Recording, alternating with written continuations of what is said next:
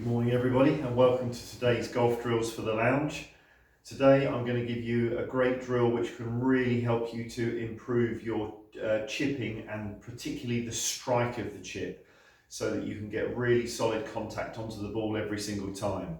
And now when I'm coaching, lots of people ask me about which club I should use for various shots. However, if your strike isn't pure, you're going to get a different ball flight every single time anyway, which will then give you different ratios of carry to roll and will make it harder to get the right feel. Once you can strike the ball the same way every single time, you'll start to see that a particular club gives you a very consistent ball flight, and therefore it will give you a very consistent ratio of carry to roll. And that's when you will then start to get your feel for which club will get the desired shot that you see in your mind.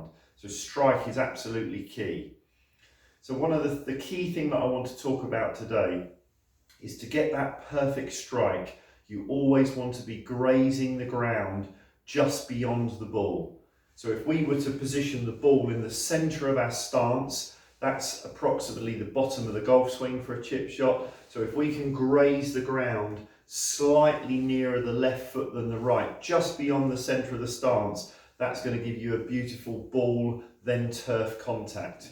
Now you don't want to be digging in because then the club can get stuck or bounce back up off hard ground, again making strike less consistent. So it's just a grazing of the ground. So the biggest common mistake I see when I coach people in this shot is that a lot of people have what I call an in to out swing path. So if this white line on the ground is the target line, the normal golf swing being a circle around our spine, the club head comes inside the target line, goes down the target line and comes back on the inside again. And when we do that, that's where we hit the ground in the center of our stance, here. However, what people have a natural instinct to do is to rotate less through on the shorter chips and the short pitches. So as they come through, instead of turning through, they let the arms and shoulders extend, and you can see the club head tracks out towards the target here, instead of this in to square to in motion. Now as soon as you start to swing in to out up here, it makes the bottom of the swing nearer your right foot here. So you can see I'm clipping the ground here, so now I'm either going to hit the ground before the ball, causing fat shots, or the club could bounce and go up and hit, or you could miss the ground altogether and just be on the up and hit the ball completely thin, really causing you strike issues. So we've got to get that in to square to in swing path. So I want you to really start to focus on the direction your club head is going in the follow through. Now a great tip that we can give you to help you to get that inside path is when you set up, I want you to, with the ball in the middle of your stance, feel as if your weight is on the left side of both feet. So you're going to feel like your feet do this. So if I'm going to go like that, you can see that squeezes my body weight slightly onto my left side from my feet. But what it does also is it brings the right thigh inward towards the left thigh.